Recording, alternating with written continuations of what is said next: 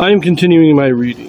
What I'm doing in this series is to read through the entire standard works of the Church of Jesus Christ of Latter-day Saints. This consists of the Bible, the Book of Mormon, the Doctrine and Covenants, and the Pearl of Great Price. I am reading in a chronological order of events, not according to publication or volume, so I will be skipping around a bit as I move along. We are continuing with Ezekiel. This will be chapter 20. Now, to this point we've been in the 6th year of Zedekiah. Lehi and his family are in the wilderness, possibly already on the coast of the land of Bountiful. Jeremiah prophesies in Jerusalem. Daniel is in the king's court with Nebuchadnezzar. And the Jaredites are beginning their decline.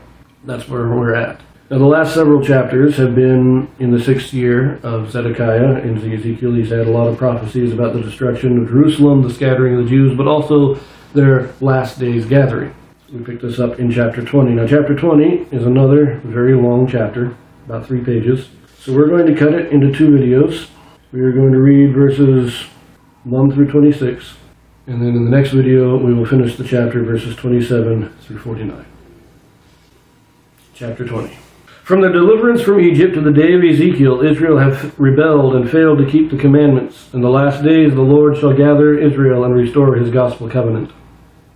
And it came to pass in the 7th year, in the 5th month and 10th day of the month, that certain of the elders of Israel came to inquire of the Lord, and sat before me. Then came the word of the Lord unto me, saying, Son of man, speak unto the elders of Israel, and say unto them, Thus saith the Lord God, Are ye come to inquire of me? As I live, saith the Lord God, I will not be inquired of by you. Wilt thou judge them, Son of man? Wilt thou judge them? Cause them to know the abominations of their fathers. This is how the 6th year, how the chapters in the 6th year started. This is the 7th year now. We're progressing in our time. But in the 6th year, it was men came to him, asking him to inquire of God, and that's what prompted all those chapters. It was like chapter 12 through 18, something like that. And we're getting the same thing here. People are coming to him in the 7th year, and this is prompting this next series of prophecies and visions. Verse 5. And say unto them, Thus saith the Lord God, In the day when I chose Israel, and lifted up mine house unto the seed of the house of Jacob, and made myself known unto them in the land of Egypt, when I lifted up mine hand unto them, saying, I am the Lord your God.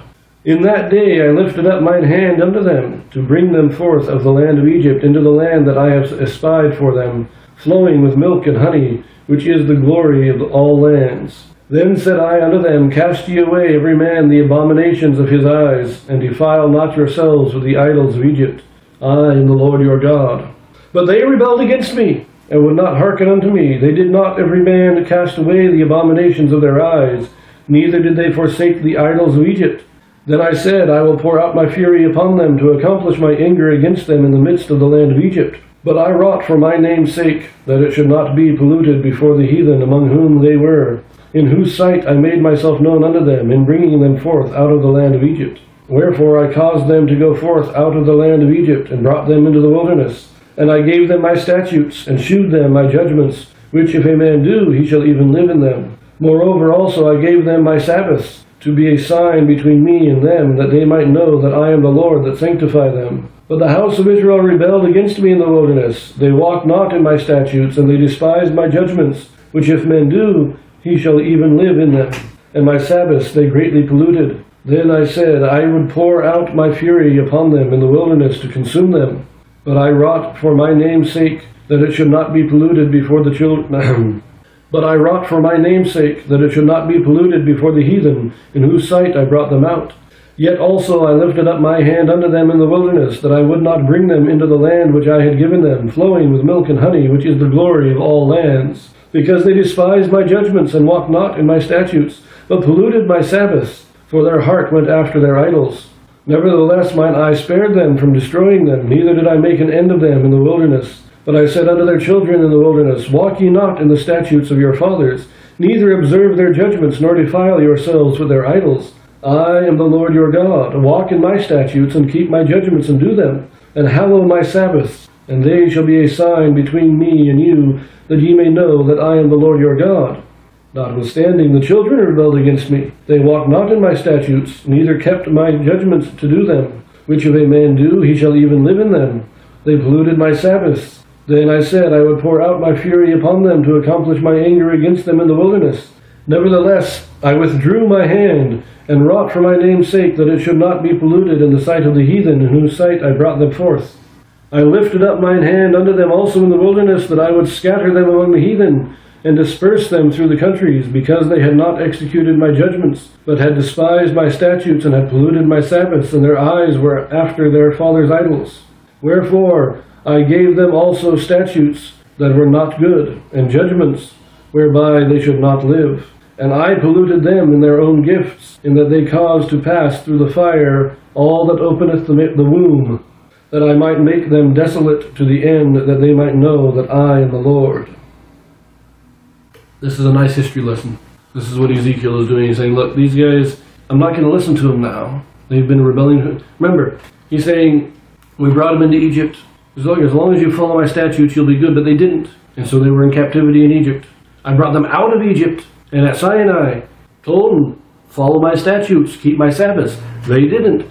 So we had to destroy a few of them at Sinai. But I withheld from totally destroying them for my name's sake. I didn't want people to think that I couldn't do this, that I couldn't bring them out.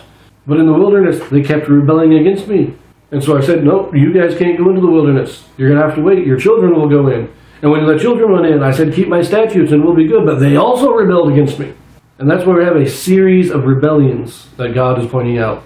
And if you remember the history of their 40 years in the wilderness, the time of the judges, even the early kings, idol worship was rampant throughout Israel for most of the time. There was a short period, as it described, after Joshua, when they first came into the land of Canaan, and Joshua was their leader.